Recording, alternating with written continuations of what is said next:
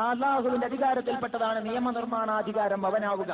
അപ്പൊ വേറെ നിയമനിർമ്മാതാക്കൾ ഉണ്ടാവില്ല സ്വന്തം നിലക്ക്. അപ്പൊ നിയമങ്ങൾ ഉണ്ടാക്കാം, അത് ഇജ്തിഹാദിലൂടെ ആകാം, ഖിയാസിലൂടെ ആകാം, മറ്റു പല രീതികളിലൂടെയും ആകാം. സ്വതന്ത്രമായി ഒരു നിയമവും ഒരുത്തനും ഉണ്ടാക്കാൻ ഇസ്ലാമിൽ അനുവാദമില്ല. അതാണ് ഇസ്ലാമിന്റെ മേഖല. അങ്ങനെയുള്ള ഒരു അങ്ങനെയല്ലാത്ത ഒരു രാഷ്ട്രത്തിൽ ഒരു മുസ്ലിം എങ്ങനെ ജീവിക്കണം? അതിന് മാതൃക ഖുർആൻ പറഞ്ഞു. ആ മാതൃകയിൽ നിന്ന് പോലും ഹിദായത്തിന് പകരം വലാലത്ത് കണ്ടെത്തിയാലോ അവിടെയാണ് അടുത്ത പ്രശ്നം. അതും കൂടി പറഞ്ഞുകൊണ്ട് ഞാൻ വാക്കുകൾ അവസാനിപ്പിക്കാൻ. അതായത് ആസിയ ബീബി അലൈഹിസ്സലാം എന്ന് പറയുന്ന നമുക്കറിയാമല്ലോ, ഫിറഔനിന്റെ ഭാര്യ, ഫിറഔൻ അന റബ്ബുക്കുമുൽ അഅല എന്ന് പറഞ്ഞ മനുഷ്യന്റെ ഭാര്യ. ആ ഭാര്യയെ കുറിച്ച് രണ്ട് സ്ത്രീകളെ പരിശുദ്ധ ഖുർആൻ നമുക്ക് നിഷേധികളുടെ ഉപമയായിട്ട് പറഞ്ഞു. രണ്ട് സ്ത്രീകളെ വിശ്വാസികളുടെ ഉപമയായിട്ടും പറഞ്ഞു. ഒരു സ്ത്രീയല്ല പറഞ്ഞത്, രണ്ട് സ്ത്രീകളെയാണ്.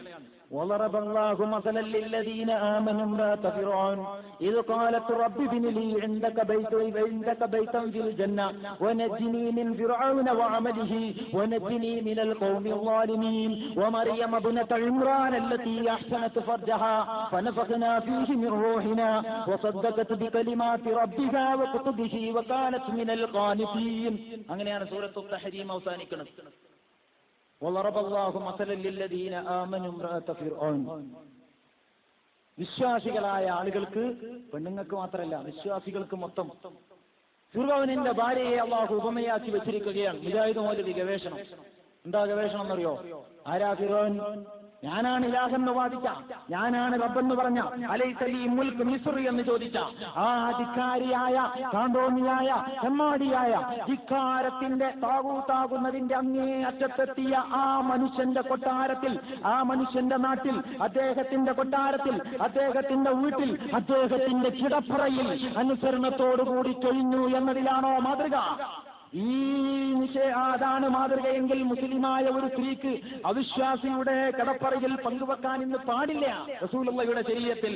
അതുകൊണ്ട് ഖുർആനിന്റെ മാതൃക കിടപ്പറ പങ്കുവെച്ചിലൊന്നുമല്ല. ഖുർആനിൽ നിന്ന് ഹിദായത്തിന് പകരം വലാലത്ത് കണ്ടെത്തരുത്.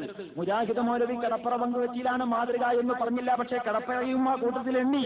എന്നിട്ട് അദ്ദേഹം എന്താ പറയുന്നത് എന്ന് ചോദിച്ചാൽ, അങ്ങനത്തെ ഒരു ഭരണാധികാരിയുടെ കീഴിൽ അനുസരണത്തോടെ കഴിഞ്ഞു എന്നതാണോ ആസിയ അവരുടെ പ്രശ്നം? ഒന്ന് പഠിക്കരുതോ തഫ്സീറുകൾ എന്ത് പറഞ്ഞു എന്ന്?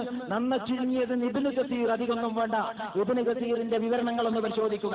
അവിടെ കാണാം നിരന്തര മർദ്ദനങ്ങളും പീഡനങ്ങളും. ധിക്കാരപരമായ ഫിറഔനിന്റെ നിലപാടിനെതിരിൽ അടിയുറച്ച നിലപാടുമായിട്ട് ആസിയ ബീവി അവർ അടിയുറച്ചു നിന്നുവത്രേ. വെറുതെ നിൽക്കുക മാത്രമല്ല, എന്തിലാണ് മാതൃക? ഫിറഔനിന്റെ ഭാര്യയെ വിശ്വാസികൾക്കുള്ള മാതൃകയായിട്ട് ഖുർആൻ പറഞ്ഞിരിക്കുന്നു. ഇത് കോലത്ത് ഏതിലാണ് മാതൃക? ഖുർആൻ തന്നെ പറയാൻ, ഈ കൂട്ടരെയൊക്കെ അള്ളാഹ്ക്ക് നേരത്തെ കാലത്തെ കാണാൻ കഴിയുന്നവനാണ് റബ്ബുൽ ഇസ്സത്ത്. അതുകൊണ്ട് അള്ളാഹ് പ്രത്യേകം പറഞ്ഞു ഇത് കാലത്ത്. അവർ പറഞ്ഞ സന്ദർഭം, റബ്ബിബ്നി ലീ ഇൻദക ബൈതൻ ഫിൽ ജന്ന, പടച്ചവനെ എനിക്ക് നിന്റെ ആ സ്വർഗ്ഗത്തിൽ, നിന്റെ അടുത്ത് സ്വർഗ്ഗത്തിൽ ഒരു ഭവനം ഉണ്ടാക്കണമേ നാഥ, എനിക്ക് ആ സ്വർഗ്ഗത്തിൽ ഒരു ഭവനം പണികൾ ചെയ്ത് ഉണ്ടാക്കി തരണമേ റബ്ബേ.